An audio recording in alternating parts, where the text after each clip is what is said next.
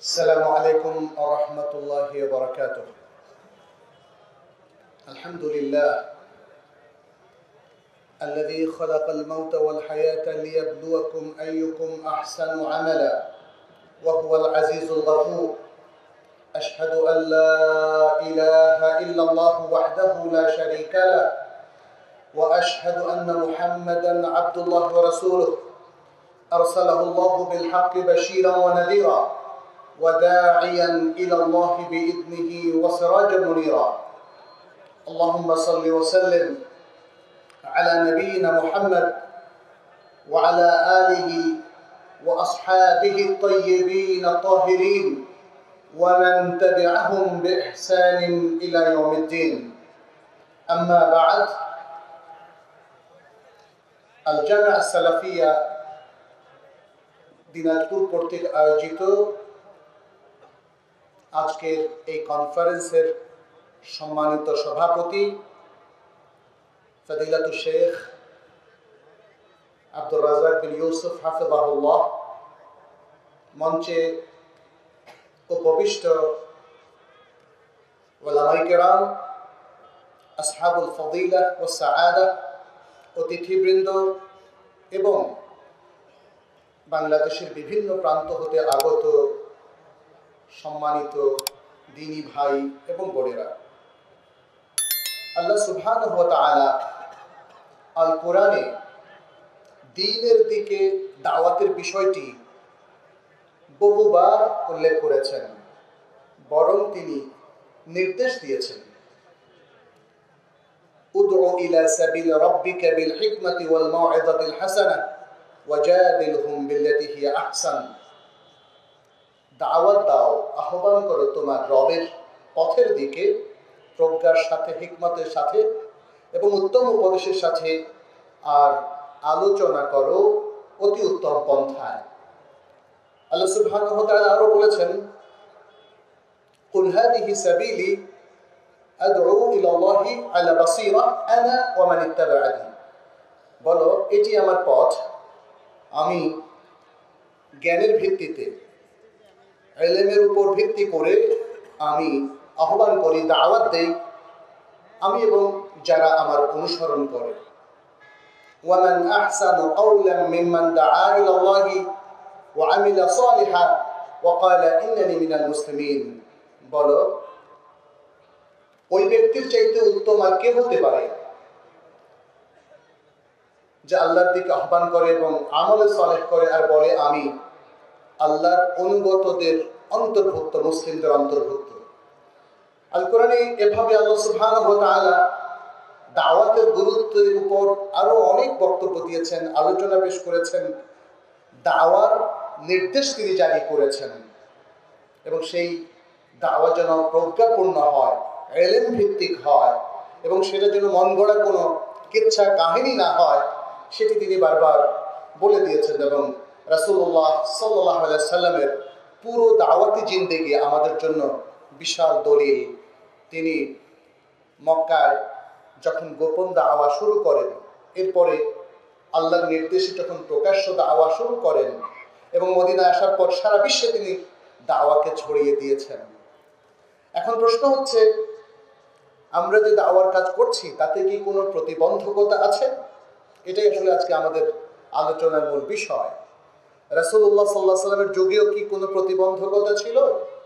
সাহাবায়ে কেরাম কোনো প্রতিবন্ধকতার মুখোমুখি হয়েছিলেন? কিংবা আজকে মুসলিমরা যেখানে বিভিন্ন দেশে, বিভিন্ন জায়গায় এবং আমাদের এই বাংলাদেশের বিভিন্ন জায়গায় আমরা যখন দাওয়াত দিতে যাচ্ছি, আমরা যখন আল্লাহর পথে মানুষকে আহ্বান করতে যাচ্ছি, আহ্বান করছি, তখন এতে কি কোনো প্রতিবন্ধকতা আছে কিনা, বাধা আছে কিনা, সমস্যা আছে কিনা? মূলত এটাই হচ্ছে আজকের মূল বিষয়। এটাকে আরবিতে বলা হয় আওয়াইক ফি তারিকিদ দাওয়া, দাওয়ার পথে প্রতিবন্ধকতা এবং সেগুলো থেকে উত্তরণের উপায়। মূলত প্রতিবন্ধকতাগুলোকে আমরা তুলে ধরবো, উত্তরণের উপায় এটা বিশাল আরেকটা আলোচ্য বিষয়, হয়তো কিছু প্রাসঙ্গিকভাবে আসবে, কিন্তু আমরা প্রতিবন্ধকতাগুলোকেই এখানে তুলে ধরার চেষ্টা করব। আপনারা জানেন যে কোনো ক্ষেত্রে প্রতিবন্ধকতাকে দুভাগে ভাগ করা যায় এবং দাওয়ার ক্ষেত্রেও সেটা ব্যতিক্রম নয়।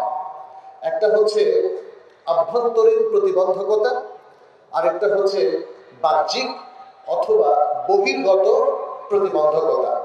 আভ্যন্তরীণ প্রতিবন্ধকতা সেটা হচ্ছে দাওয়ার কাজ যিনি করছেন দাঁড়ির সাথে সংশ্লিষ্ট এবং দাওয়াতি কাজের সাথে সরাসরি সংশ্লিষ্ট যে প্রতিবন্ধকতাগুলো আছে সেটা হচ্ছে আভ্যন্তরীণ প্রতিবন্ধকতা।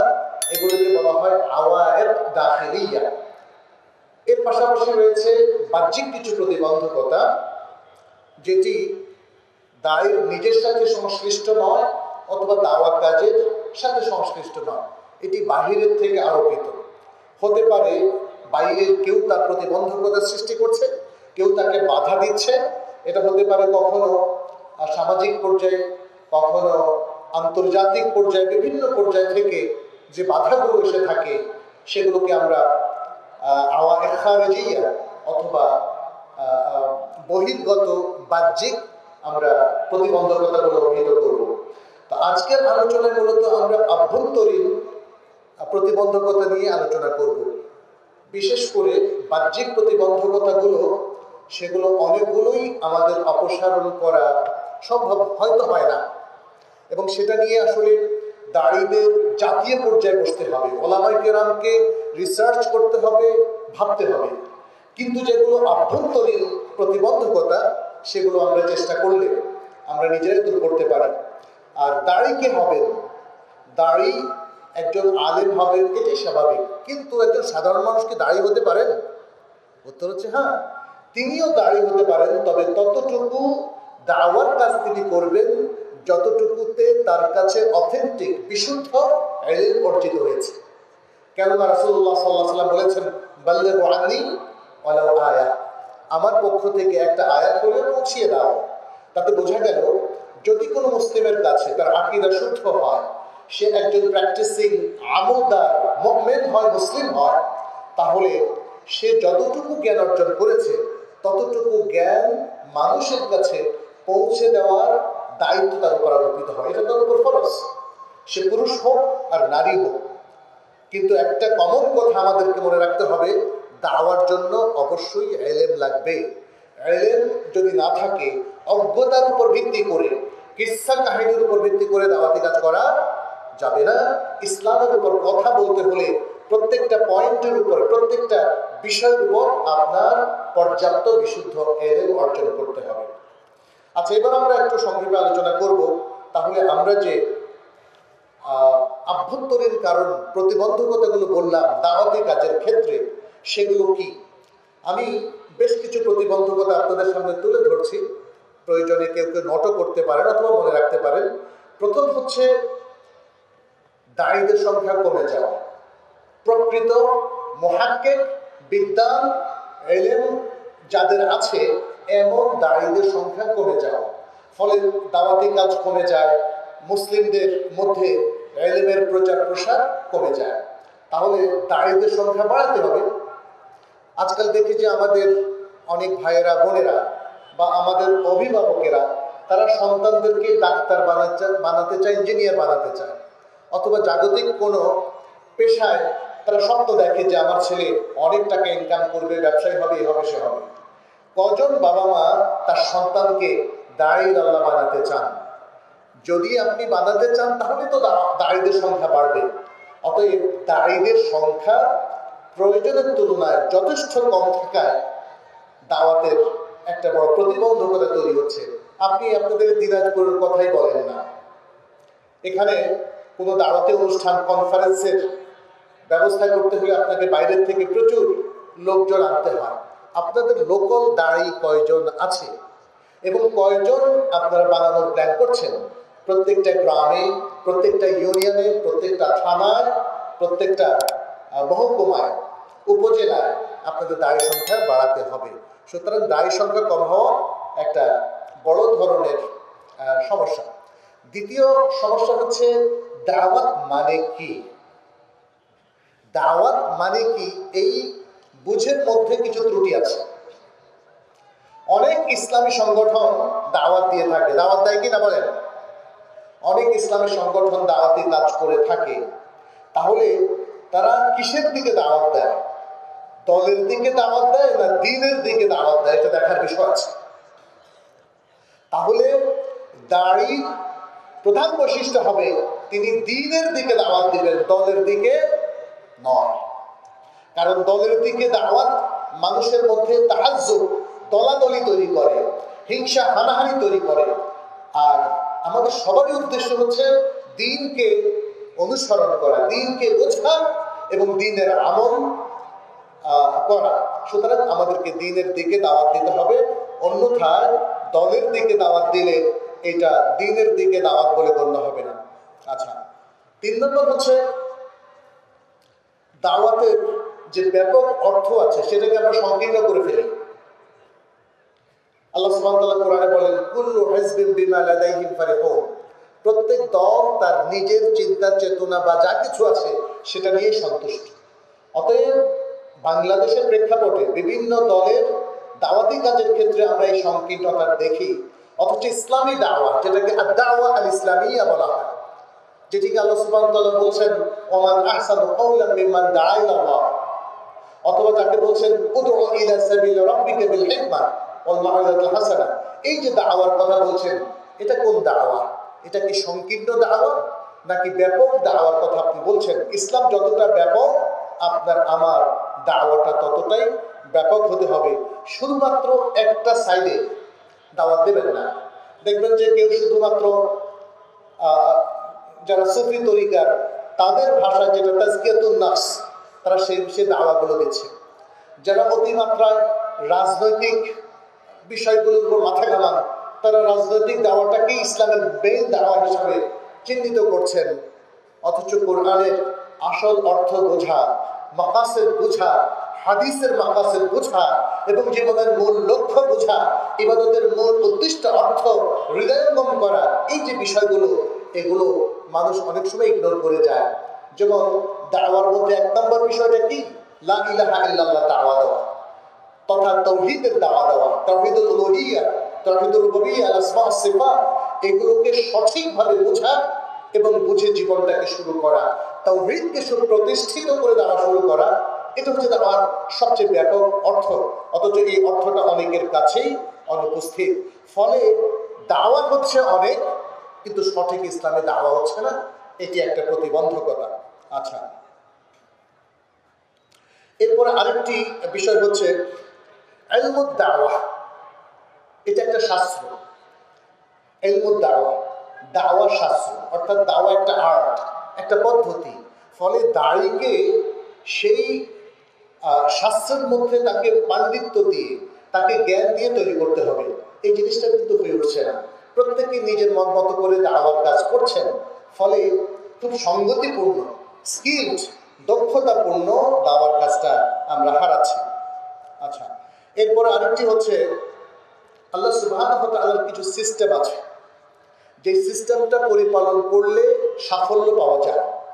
সেই সিস্টেমগুলো দেখা যাচ্ছে দায়ের বা দাওয়াতি কাজের মধ্যে নেই, দায়ের মধ্যেও নেই, দাওয়াতি কাজের মধ্যেও নেই। তার মানে হচ্ছে দায়ী তিনি আল্লাহর এই সিস্টেমগুলোর প্রতি তিনি যথেষ্ট মনোযোগী নন, গাফেল, এবং তিনি লক্ষ্য করেন না যে অমুক জায়গায় কেন দাঁড়ি সফল হতে পারছে না। এই যে আপনারা দেখেন বিভিন্ন মাহফিলে কাদা ছোড়াছড়ি হচ্ছে, এটাও তো দাওয়ার কাজ। এর মধ্য দিয়ে দেখা যাচ্ছে একদল মানুষ, শিক্ষিত মানুষ, তারা এর প্রতি বিরাগ ভাজন হয়ে যাচ্ছে, বলছে এটা কি, মানুষ কেন একে অপরের প্রতি এত কাদা ছোড়াছড়ি করবে? অন্যদের যে ভুলগুলো হচ্ছে সে ভুল থেকে শিক্ষা নেওয়া, যারা দাওয়াতি ক্ষেত্রে সফল তাদের থেকে দক্ষতা নেওয়া, অভিজ্ঞতা নেওয়া, এই জিনিসগুলোর প্রতি গুরুত্ব না দেওয়ার কারণে দাওয়ার ক্ষেত্রে বেশ কিছু প্রতিবন্ধকতা তৈরি হচ্ছে। আচ্ছা, এরপরে পঞ্চম বা ষষ্ঠ যে প্রতিবন্ধকতা, সেটি হচ্ছে অজ্ঞতা। সেটি হচ্ছে যথেষ্ট জ্ঞান না থাকা, সচেতনতা না থাকা। একজন দাঁড়ি তিনি জাহালাত থেকে মুক্ত হবেন, তিনি যা বলবেন জেনে বলবেন, তিনি অজ্ঞতা প্রসূত কোনো কথা বলবেন না। যেটা জানেন না সেটা সাহসিকতার সাথে বলবেন, লা আদ্রি, আমি জানি না, আমি জেনে আপনাকে জানাবো। কিন্তু এখন দেখবেন যে অনেক দাঁড়িয়ে আছে যাদেরকে আপনি যত প্রশ্ন করেন সবটার উত্তর পাবেন, কিন্তু উত্তরগুলো সঠিক কিনা এটা দেখার বিষয় আছে। আমরা জানি যে আমাদের সালাফের মধ্যে অনেক আলেমগণ তারা কথায় কথায় লা আদরি বলতেন, কারণ তিনি জানতেন না, না জানলে আমি জানি কি করে বলবেন। ইমাম মালিক রাহিমাহুল্লাহ, প্রখ্যাত ইমাম, আপনারা জানেন, ইমাম ও দারুল হিজরা তাকে বলা হয়। দারুল হিজরা তথা মদিনার ইমাম ছিলেন। তাকে 40টা প্রশ্ন করা হয়েছিল, তিনি 36টা প্রশ্নের উত্তরে বলেছিলেন লা আদরি, আমি জানি না। এই আমি জানি না বলার মধ্যে কিন্তু কোনো লজ্জা নেই, কিন্তু ভুল বলার মধ্যে লজ্জা আছে। ফলে মানুষ আপনার কাছ থেকে কি শিখবে যদি আপনি ভুল উত্তর দেন? মানুষ আপনার কাছ থেকে ভুলটাই তো শিখবে, কিন্তু একজন দাঁড়ির কাছে এটা কখনো আশা করা যায় না যে আমরা ভুল শিখব। তিনি সত্য বলবেন, সঠিক বলবেন, যা জানবেন তা বলবেন, যা জানেন না তা বলবেন না, এবং বলবেন জেনে জানাবেন। আচ্ছা, এরপরে যে প্রতিবন্ধকটি এটি ভয়াবহ, সেটি হচ্ছে এলেম একরকম, কথা আরেক রকম। এলেম একরকম, আমল আরেক রকম। এলেম আর আমলের মধ্যে সঙ্গতি না রাখা। একজন দাঈ, তার অনেক জ্ঞান আছে কিন্তু তিনি আমল করেন না। অনেক দাঁড়িয়ে আছেন, তিনি সহি এলেমটাকে জানেন, সহি আকীদাটাকে বোঝেন, কিন্তু তিনি তার অবস্থান সহি আকীদার বিরুদ্ধে।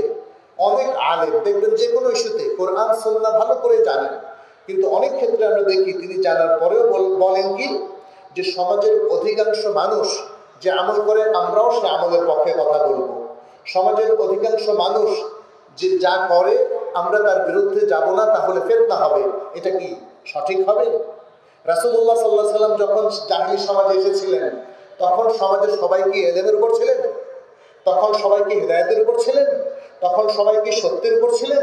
তাহলে তিনি যে সত্যটা প্রকাশ করলেন, ফিতনা তো শুরু হয়ে গেল। তাহলে সব ফিতনা থেকে আপনি নিজেকে মুক্ত রাখবেন এটা জরুরি নয়। সত্য কথা বলতেই হবে, সত্য পথে চলতেই হবে, সত্য আমল করতেই হবে, সহি ইলম অর্জন করতেই হবে, এবং বিশুদ্ধ আকীদা অর্জন করতে হবে। এটা নিয়ে যদি কেউ মনে করেন যে ফিতনা হচ্ছে, সেটা গ্রহণযোগ্য নয়। বরং ধারণা যদি আমাদের থাকে যে সত্য কথা আজকে যদি আমি বলি বড় ফিতনা হবে, অতএব আমি আজকে মিথ্যা কথা বলবো, তাহলে কি হলো? দাওয়ার ক্ষেত্রে এটা বড় ধরনের একটা প্রতিবন্ধকতা, এটা আমাদেরকে বুঝতে হবে। আরেকটি বিষয় হচ্ছে, আমরা দাওয়ার ক্ষেত্রে এটাকে বলা হয় প্রায়োরিটি নলেজ, ফিকহুল আউলাউইয়া, দ্য নলেজ অফ প্রায়োরিটি। কোনটা সবচেয়ে জরুরি, তারপর কোনটা, তারপর কোনটা, এটাতে গন্ডগোল হয়ে যাওয়া। এটা ইলমের ক্ষেত্রে হতে পারে, আমলের ক্ষেত্রে হতে পারে। যেমন ধরেন, আমরা যদি বলি ইলমের ক্ষেত্রে, আমার জানার ক্ষেত্রে কোনটা প্রথম জানতে হবে? আল্লাহ কোরআনে বলেছেন ফা'লাম আন্নাহু লা ইলাহা ইল্লাল্লাহ, জেনে নাও যে আল্লাহ ছাড়া সত্যিকার আর কোনো ইলাহ নেই। তাহলে প্রথম জানতে হবে কি? তাওহীদের জ্ঞান। তাওহীদের জ্ঞানটা প্রথম অর্জন করতে হবে, তাওহীদকে প্রথম জানতে হবে। তার মানে হচ্ছে ঈমান এবং আকীদার জ্ঞানগুলো প্রথমে জানতে হবে। ঈমান এবং আকীদার মৌলিক জরুরি জ্ঞানগুলো আগে জানতে হবে, সূক্ষ্ম বিষয়গুলো না। ঈমান এবং আকীদার জরুরি জ্ঞানগুলো আগে জানতে হবে, তারপরে ঈমানের অন্যান্য রোকন, এবং তারপরে জানতে হবে ইবাদতের মৌলিক বিষয়গুলো, এবং তারপরে জানতে হবে হালাল হারামের জ্ঞান, এবং তারপর জানতে হবে আখলাক। এইটা একটা প্রায়োরিটি। এখন আপনি তাওহীদের জ্ঞান ভালো করে না জেনে প্রথম জানার চেষ্টা করলেন খাওয়ার আদব, এবং আরো জানলেন কি যে মিষ্টি খাওয়া সুন্নাত, তাই না? আমাদের দেশে এরকম অনেক শোনা যায় যে মিষ্টি খাওয়া সুন্নাত। আরে অন্য সুন্নতের কোনো খবর নাই, আর আপনি মিষ্টি খাওয়া সুন্নাত, কারণ মিষ্টির প্রতি আপনার একটা লোভ আছে, একটা আকর্ষণ আছে। এটা ঠিক হলো না। আমাদের সমাজে দেখবেন অধিকাংশ মুসলিম মানুষেরা এবং অনেকগুলো ইসলামী সংগঠন, তারা ঈমান আকীদাকে ফার্স্ট প্রায়োরিটি দেয় না, প্রথম গুরুত্বটা দেয় না। আপনি যদি এই যে ফিকহ নিয়ে দেখেন, অনেকেই ঝগড়া করছেন, বিবাদ করছেন, সালাতের মধ্যে আমি রাফুল ইয়াদাইন করবো কি করবো না, জোরে আমিন বলবো কি বলবো না, সেটা নিয়ে বিশাল ঝগড়া হয়ে যাচ্ছে। মসজিদে মসজিদে মারামারি পর্যন্ত দেখা দিচ্ছে। অথচ দেখেন গিয়ে সে কিন্তু শিরক মুক্ত হতে পারে নাই, সে তাওহীদের বিশুদ্ধ জ্ঞানটা অর্জন করতে পারে নাই।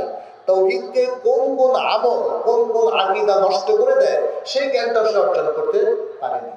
তাহলে এই ধরনের মানুষ কিভাবে সমাজ সংস্কার করবে, কিভাবে পরিবারকে গড়বে, নিজেকে গড়বে, কিভাবে রাষ্ট্রকে গড়বে, কিভাবে মুসলিম উম্মাকে পথ দেখাবে।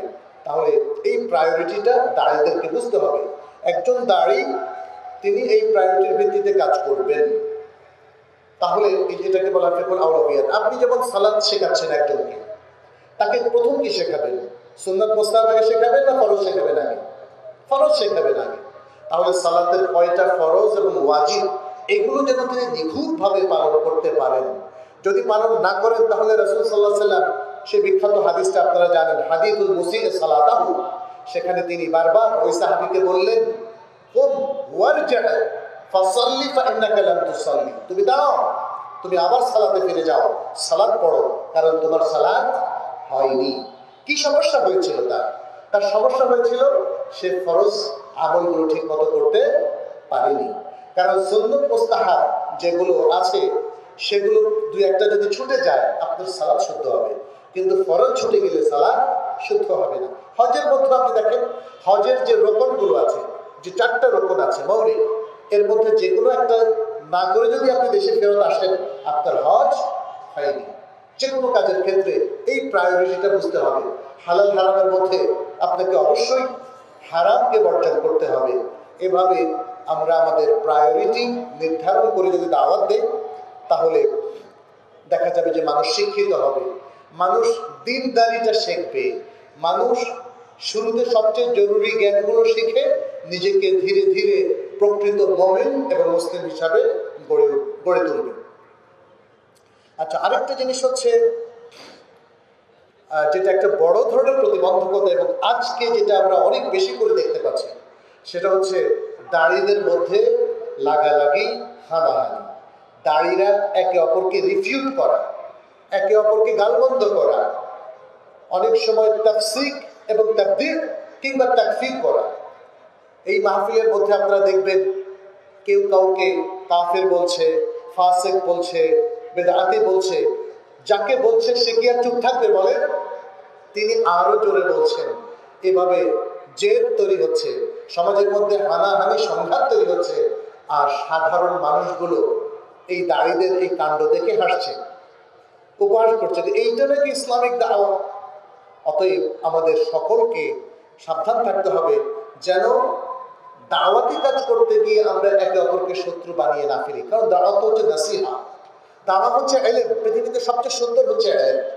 আপনি দেখেন জ্ঞানের কথা যখন আপনি শুনবেন, জ্ঞানের সাথে যদি আপনি কানেক্টেড হন, জ্ঞান যদি আপনার পছন্দনীয় বস্তু হয়ে থাকে, আপনি মুগ্ধ হয়ে শুনবেন।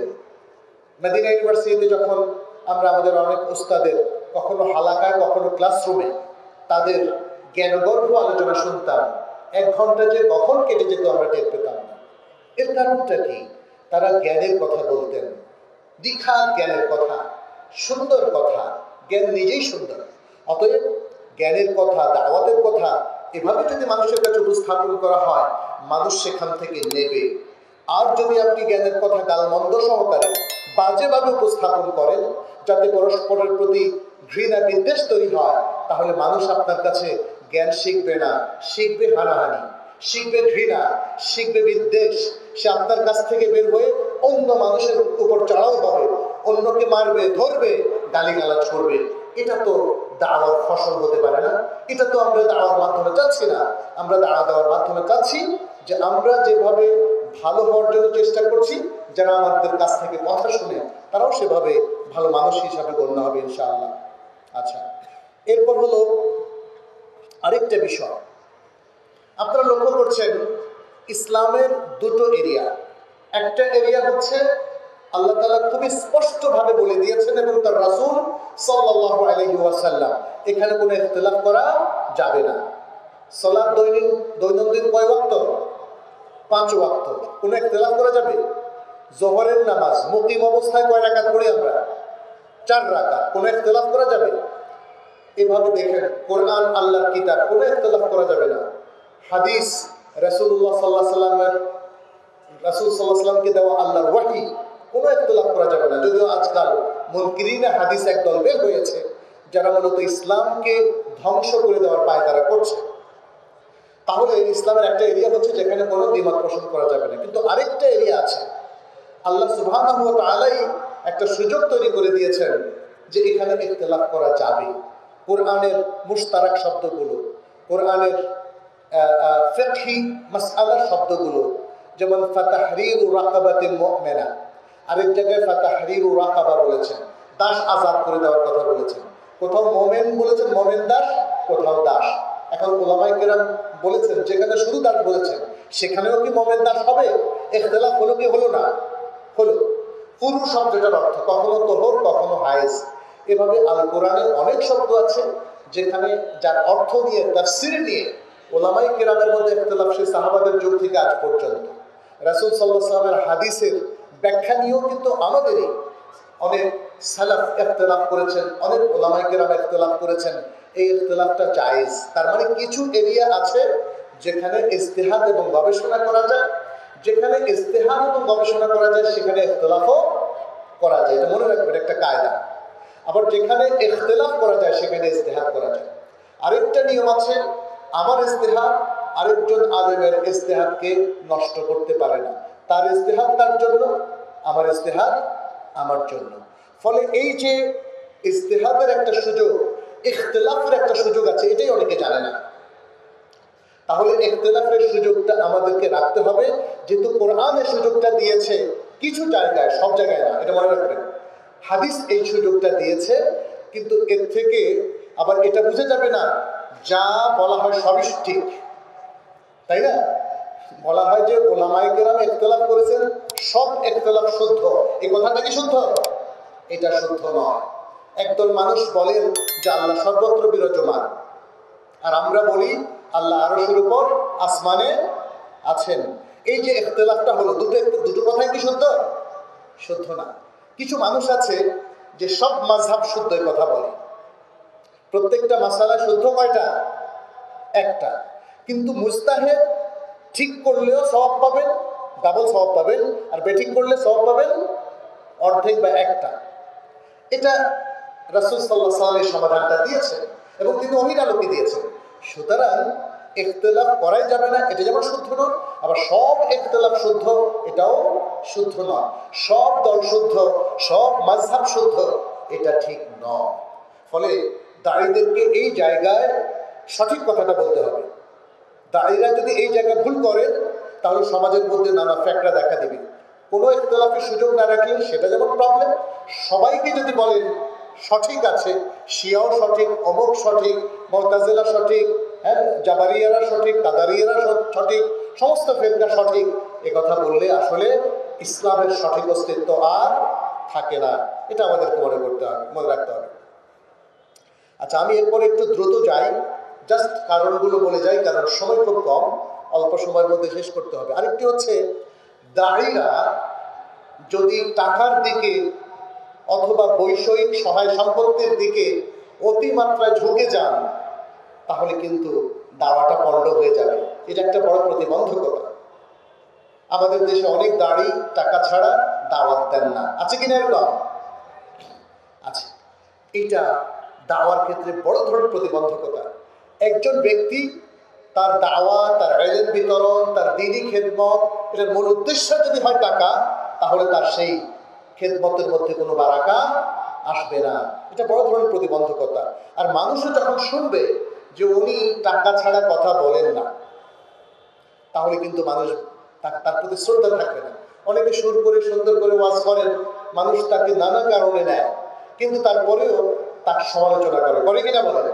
তাহলে এটা একটা প্রতিবন্ধকতা। তারপরে দাওয়ার ক্ষেত্রে আরও জাগতিক বেশ কিছু প্রতিবন্ধকতা আছে। সে প্রতিবন্ধকতাগুলোর মধ্যে আছে, একটা হলো অপর্যাপ্ত সম্পত্তি থাকা বা সম্পদ থাকা। দাওয়ার কাজের জন্য যে পরিমাণ বাজেট দরকার সে পরিমাণ বাজেট নাই। অতএব এই দিকে আমাদের ধনী সচ্ছল যে সমস্ত মুসলিম ভাই বোনেরা আছেন তাদের দৃষ্টি আকর্ষণ করছি, আপনারা এক একজন দাঁড়ির পৃষ্ঠপোষকতা দান করবেন। তার নানা রকমের পৃষ্ঠপোষকতা দরকার হয়। আপনি যদি পৃষ্ঠপোষকতা বাড়ান, দাওয়ার কাজটা সুন্দর হবে। এই যে এই বিশাল প্যান্ডেল, এর খরচ আছে, এগুলোর পেছনে অনেক খরচ আছে। তাহলে আমাদের সবাইকে যার যতটা সম্বল আছে সেটা নিয়ে এগিয়ে আসতে হবে, তাহলে একটা কনফারেন্স সফল হতে পারে, একটা দাওয়া সফল হতে পারে। দাওয়ার ক্ষেত্রে ব্যক্তিগত পর্যায়ে আরও বেশ কিছু কারণ আছে, আমি সেগুলো উল্লেখ করছি। একটা হচ্ছে দায়ীর জীবন ধারণ, তিনি কোন ধরনের জীবন পদ্ধতি অবলম্বন করছেন, তার কথা কাজে মিল আছে কিনা, তিনি আখলাকি যে নৈতিকতা সেটা রক্ষা করেন কিনা, তার আচরণ সুন্দর কিনা, মানুষের সাথে তিনি বিনয়ের সাথে কথা বলেন কিনা, নাকি দম্ভ সহকারে কথা বলেন, তিনি কি নিজের গুণগান বেশি গান কিনা, তাই না? এই বিষয়গুলো কিন্তু দেখতে হবে, কারণ একজন দাড়িকে আমরা রোল মডেল এবং আদর্শ হিসাবে দেখতে চাই। ওই জায়গাটা যদি নষ্ট হয়ে যায় তাহলে ওই ব্যক্তির দাওয়া কোনো কাজে আসে না। দ্বিতীয় হচ্ছে আরেকটা বিষয়, সেটা হচ্ছে অনেক সময় দেখা যায় নানা কারণে দাওয়াতি কাজে ছেদ পড়ে, দাড়ি ঠিক মতো কাজ করেন না। এই কাজ না করার পেছনে অনেক কারণ থাকতে পারে, তার ব্যক্তিগত কারণও থাকতে পারে, তার অলসতা, অথবা তিনি যথেষ্ট পরিমাণে টাকা না পাওয়ার কারণে তিনি বলছেন যে না, আমি ওই এরিয়া যাবো না, এখানে কথা বলবো না। কিংবা অনেক সময় সামাজিক কিছু বিপত্তিও থাকে, হয়তো তাকে হুমকি ধামকি দেওয়া হয়, এলাকার কিছু লোক তাকে বললে তুমি দাওয়াতি কাজ করতে পারবা না, তাকে নির্যাতনের মুখোমুখি হতে হয়, জেল জুলুমের নির্যাতনের মুখোমুখি হতে হয়। এগুলোর কোনো কিছু আছে আমাদের হাতে, অনেক কিছুই আমাদের হাতে নেই। কিন্তু যত কিছুই আসুক না কেন, যত বাধাই আসুক না কেন, একজন দাড়ি তার দাওয়া থেকে নিরস্ত হবে না, সে দাওয়া কাজ ছেড়ে দেবে না, এটা মনে রাখতে হবে।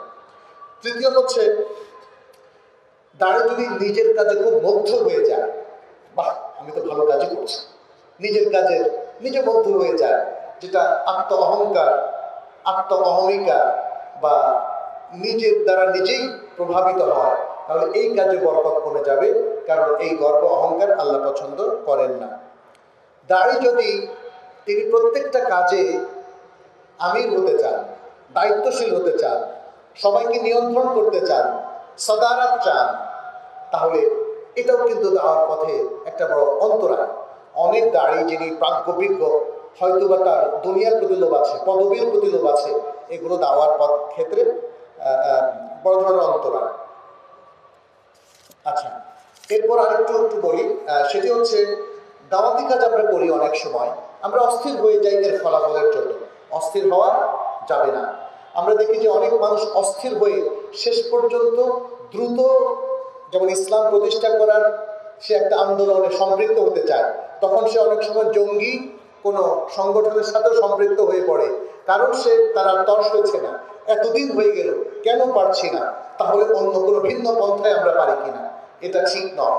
এলেমের পথ সবচেয়ে উত্তম পথ, দাওয়ার পথ সবচেয়ে উত্তম পথ, তারবিয়ার পথ সবচেয়ে উত্তম পথ, এবং এই পথেই আল্লাহ সুবহানাহু ওয়া তাআলা তার সালারদেরকে, তার সাহাবীদেরকে তৈরি করেছিলেন। সুতরাং তাড়াহুড়ো করা যাবে না, ফলাফলের জন্য অস্থির হওয়া যাবে না। নূহ আলাইহিস সালাম কত বছর দাওয়াত দিয়েছিলেন, তাই না? অতএব সেই বিষয়গুলো আমাদেরকে মনে রাখতে হবে। এরপর আরেকটা প্রতিবন্ধকতা হচ্ছে ইখলাসের কমতি হওয়া, কিংবা আপনি শুরু করেছেন আল্লাহর উদ্দেশ্যে, পরে চলে গেলেন অন্যদিকে। অতএব নিয়তের যে খুলুসিয়াত, ইখলাস, সেটা না থাকা একটা বড় ধরনের প্রতিবন্ধকতা। এরপর আরেকটা হলো দাওয়াতি সাথী না পাওয়া, যথেষ্ট পরিমাণে দাওয়াতি সাথী না পাওয়া। তার মানে কি, এই পয়েন্ট আমি একটু আগেও বলেছি, যথেষ্ট পরিমাণে দাড়ি তৈরি করতে হবে, আলেম তৈরি করতে হবে, তলেবুল ইলম তৈরি করতে হবে, তাহলে আমাদের সমাজে দাড়ি তৈরি হবে। আর সর্বশেষ আরেকটি আমি বলবো যে দাড়িদের কাজকর্মের মধ্যে প্ল্যান থাকতে হবে। তিনটা জিনিস বলে আমি শেষ করব। দাড়িরা যখন দাওয়ার কাজ করবেন, তারা সংঘবদ্ধ হওয়ার চেষ্টা করবেন। দাড়িদের মধ্যে একটা নেটওয়ার্ক থাকা প্রয়োজন, একটা বন্ধন থাকা প্রয়োজন।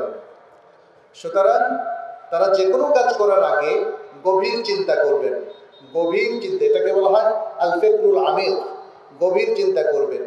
এবং এই গভীর চিন্তার জন্য তাদের সেমিনার প্রয়োজন হতে পারে।